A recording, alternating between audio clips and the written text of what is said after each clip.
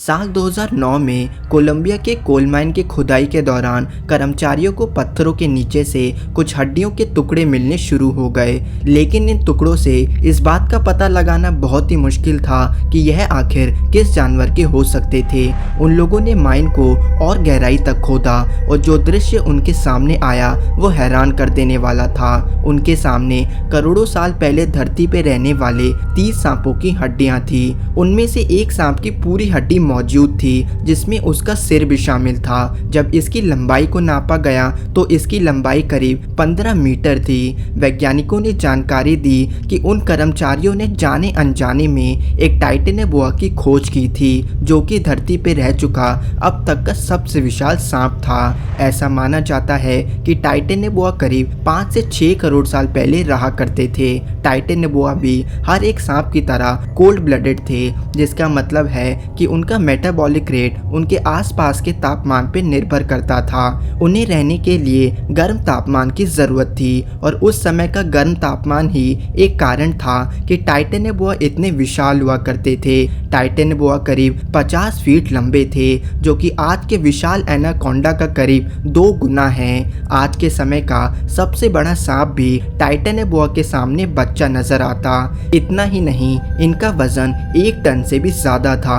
टाइटेनेबुआ की चौड़ाई करीब 3 मीटर थी, यानी कि अगर वे चाहे तो इंसान को तो छोड़िए बल्कि एक हिप्पोपोटामस के बच्चे तक को आसानी से निकल सकता था। कहते हैं कि एक टाइटेनेबुआ दिखने में ठीक एनाकोंडा की तरह दिखता था, लेकिन साइज में कई गुना ज़्यादा विशाल। इतना ही नहीं, उनकी ज़्यादातर हरकतें एक एनाकोंडा की तरह होती थी। वे अपना ज़्यादातर समय पानी और उसके आसपास की जगहों में बिताते थे।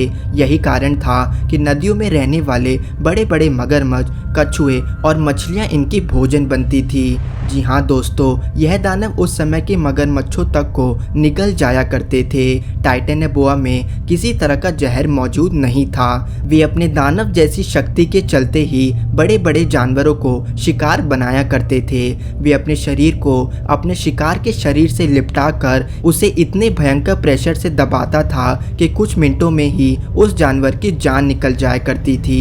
यह प्रेशर करीब एक आदमी को 2 हावड़ा ब्रिज के नीचे आ जाए इतने प्रेशर के बराबर था। लेकिन दोस्तों, सबसे हैरानी वाली बात है कि इतना शक्तिशाली सांप बहुत ही रहस्यमय तरीके से इस धरती से विलुप्त हो गए। वैज्ञानिक कभी भी ठीक से पता नहीं लगा पाए कि टाइटेनेबुआ कब और कैसे खत्म हो गए। कुछ कहते हैं कि समय के साथ धरती का तापमान धीरे धीरे गिरने लगा और टाइटेनेबुआ भी खत्म हो गए। कुछ का मानना है कि टाइटेनेबुआ कभी खत्म ही नहीं हुए, बल्कि तापमान के गिरने के साथ वे इवॉल्व हुए और इनका साइज घट गया।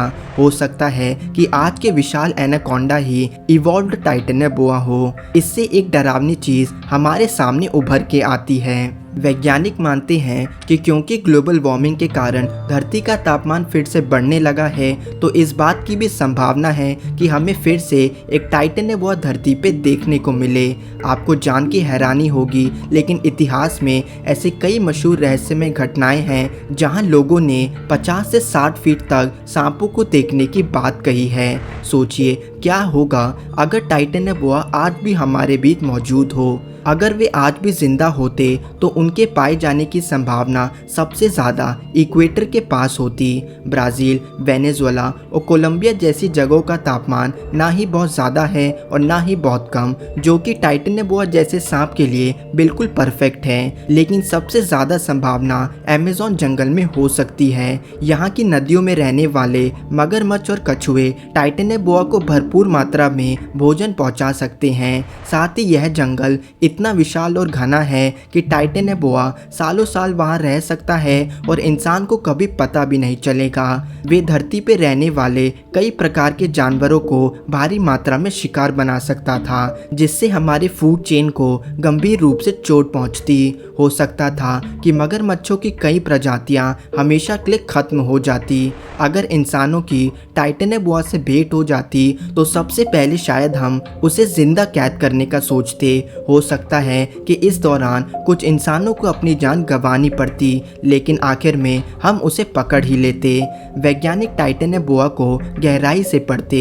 हर एक सांप की तरह टाइटेनोबोआ भी अपनी स्किन शेड किया करते थे। तो इंसान जरूर स्किन के महत्व को समझने की कोशिश करता। शायद स्किन की मदद से हम गंभीर बीमारियों की दवाइयाँ तैयार कर सकते थे।